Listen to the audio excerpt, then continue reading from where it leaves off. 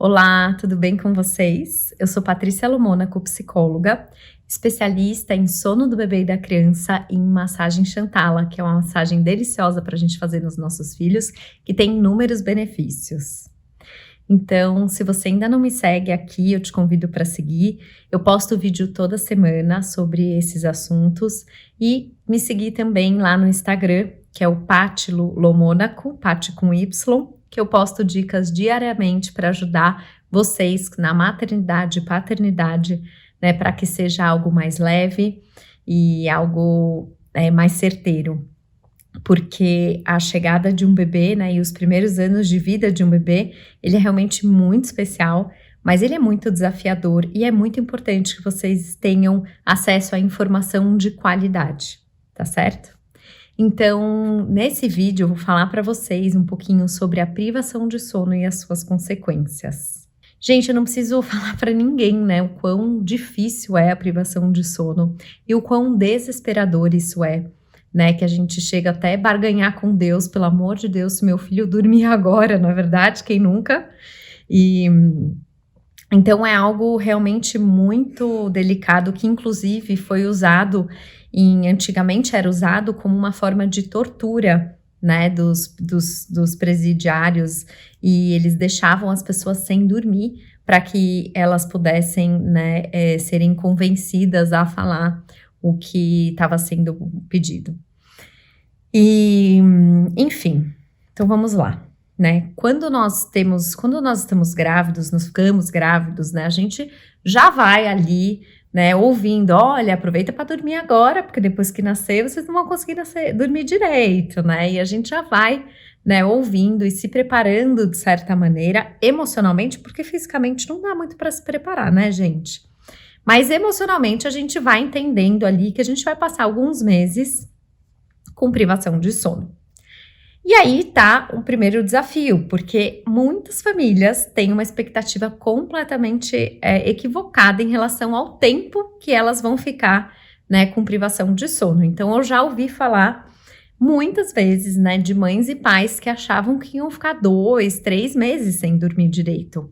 Isso não é verdade, né? Com 2, 3 meses, o bebê, ele tá longe de dormir uma noite inteira, né? Para quem não sabe, os bebês, né, até 6 meses de idade, eles acordam algumas vezes para mamar, eles precisam ali da gente, né, de mais ajuda para voltar a dormir. Depois de 6 meses, entre 6 meses e 1 ano, é mais comum e esperado que o bebê acorde uma vez para mamar durante a noite, né? Ele tem esse potencial de maneira geral. E a partir de 1 ano, que aí é dormir a noite inteira mesmo, né? Sem ter despertares e sem precisar acordar para mamar durante a noite. E então acaba que muitos pais, né, passa 2, 3 meses e fala, bom, e aí, a criança não vai dormir a noite inteira, né? Não, ainda tem um chãozinho pela frente. Pode ser que você dê sorte, seu bebê comece a dormir a noite inteira antes de 6 meses, que foi o caso do meu primeiro filho, Bernardo, que começou a dormir a noite inteira com 4 meses e meio, e foi, gente, é realmente um luxo, assim, você ter um filho que dorme bem é muito maravilhoso. Mas já o meu segundo filho deu um pouquinho mais de trabalho, né, ele foi começar a dormir a noite inteira lá por volta de 10 meses e meio, 11 meses. Né? E tá tudo bem, tá super dentro do normal, apesar do que o meu marido falava, não é possível, essa criança dorme muito mal. Eu falava, não, tá tudo certo, é o Bernardo que dorme muito bem, o Martim dorme, assim, normal, né, ele tem um sono mais leve, mas tá super dentro do esperado, né, ele começou a dormir a noite inteira com 10 meses e meio, 11 meses, tá tudo certo. E claro, gente, quando a gente fala que começa a dormir a noite inteira, não é que ele nunca mais acordou, né? Então, se às vezes acontece alguma coisa, mesmo com o Bernardo ou com o Martim, com qualquer criança, se a gente mexe muito na rotina dela, ou se ela tá doentinha, ou tem um dente nascendo, todas essas coisas vão interferir negativamente no sono da criança, né? Quando a criança desorganiza durante o dia, ela provavelmente vai desorganizar à noite também. E algumas crianças fazem isso com mais facilidade, outras com menos facilidade, né? com menos frequência, né? Então, o Bernardo, para mexer no sono noturno dele, precisa de muito. O Martim, para mexer no sono noturno dele, precisa de muito menos do que o Bernardo, tá? Cada criança é uma. E vamos lembrar que o sono, ele é multifatorial, tá? O sono a gente não pode falar, só orgânico, só emocional, só, né? Ele é multifatorial, né? Só biológico, só social, é tudo.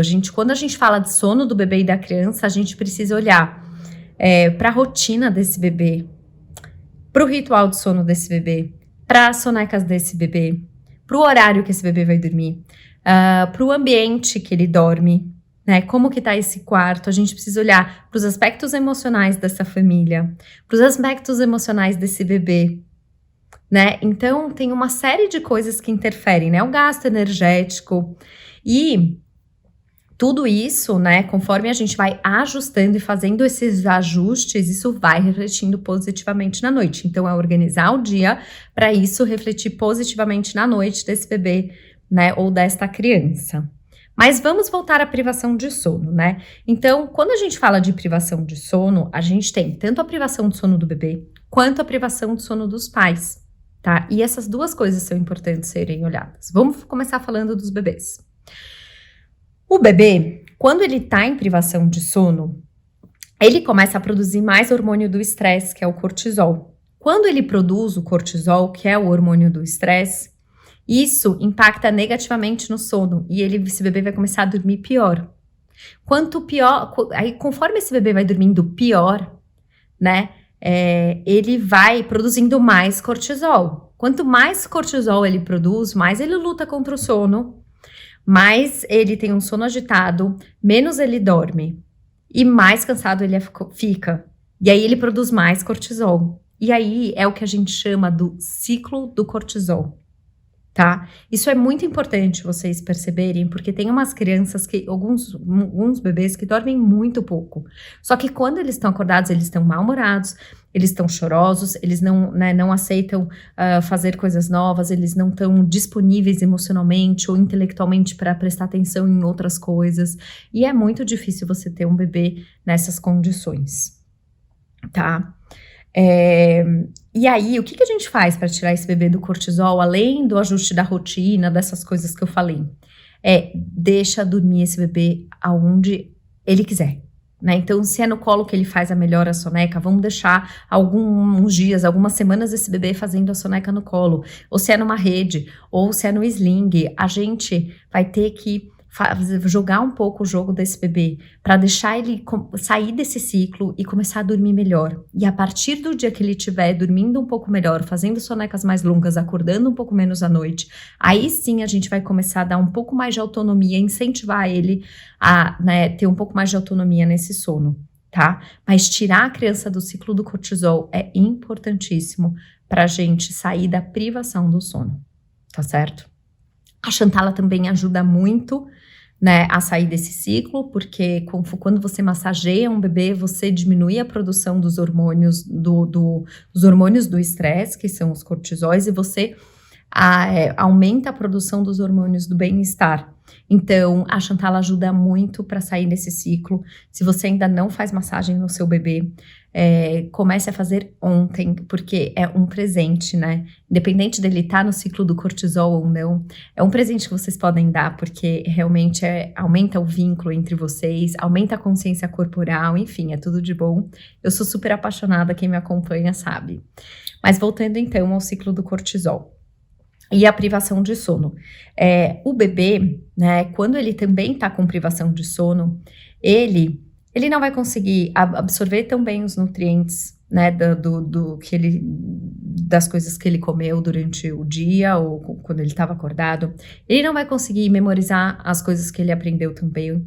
Ele não vai conseguir crescer tanto, né? Tem uma amiga minha que o filho dela começou a dormir a noite inteira. Não dormia super mal.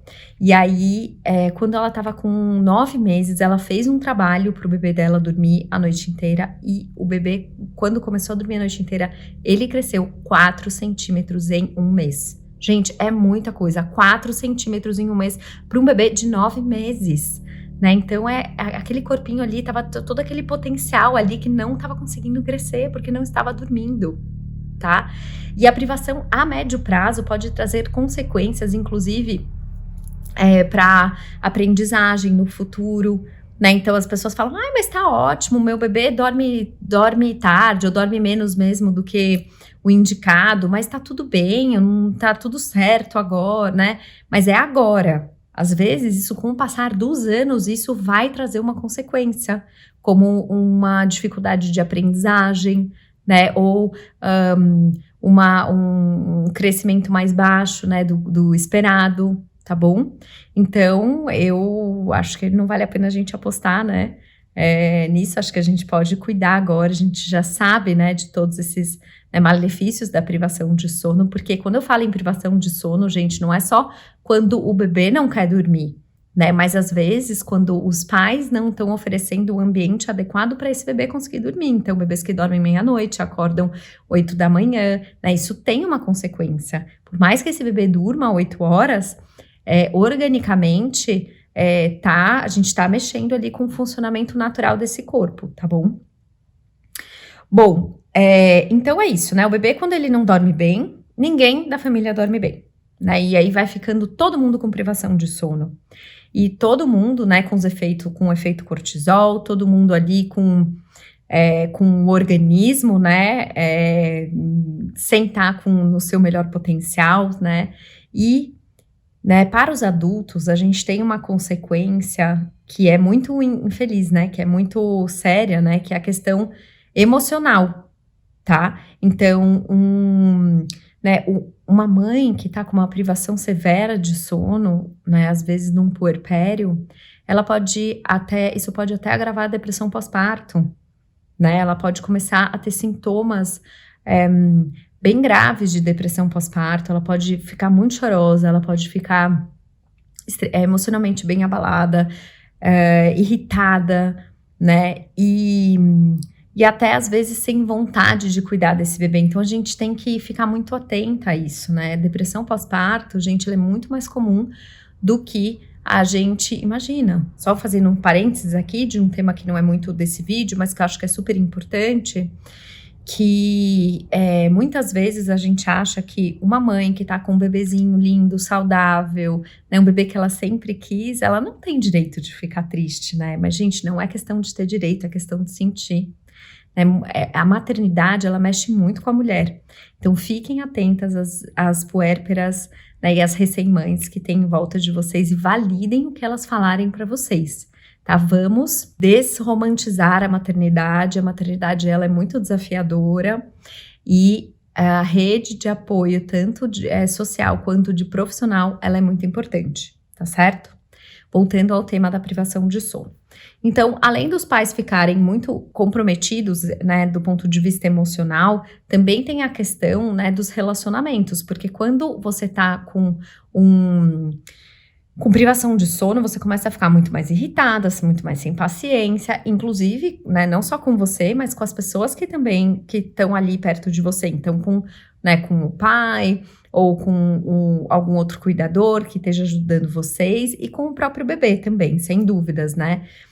Isso acaba comprometendo, né, a relação desses adultos, né, que estão perto desse bebê, e a relação desse adulto com esse próprio bebê. Porque quando uma pessoa está muito exausta, ela não consegue se relacionar com qualidade com uma outra pessoa, né, com esse bebê.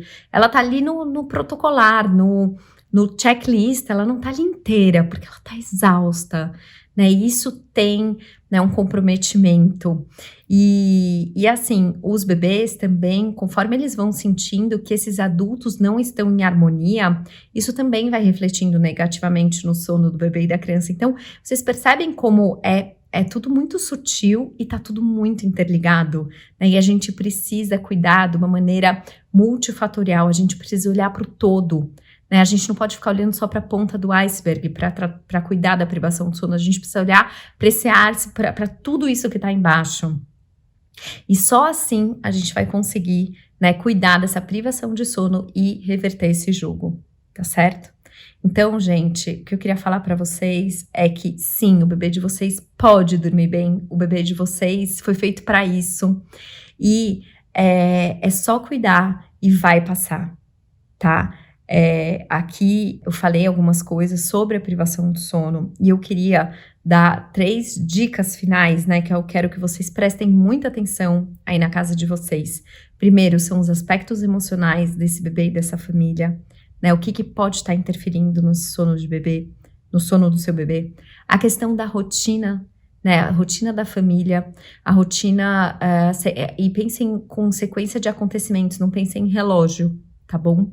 E pensem no ambiente, né, de sono e no ritual do sono, tá? Se vocês conseguirem refletir sobre essas 3 coisas, eu tenho certeza que vocês já vão sentir diferença no sono do bebê de vocês, tá certo? E acreditem, vocês vão voltar a dormir a noite toda, o bebê de vocês vai dormir a noite toda. Eu sei que quem tá passando por isso é desesperador e a gente fica achando, né, que não tem saída, e tem saída sim. Vamos cuidar e vai passar, tá bom? Então é isso, gente. Eu também queria convidar vocês, né, além de seguir aqui no canal e seguir lá no Instagram, no Patilo Mônaco, eu queria convidar vocês para participar das lives que eu faço toda sexta-feira às 11 da manhã lá no meu Insta, e eu espero vocês lá, tá bom? Um beijo e até a próxima.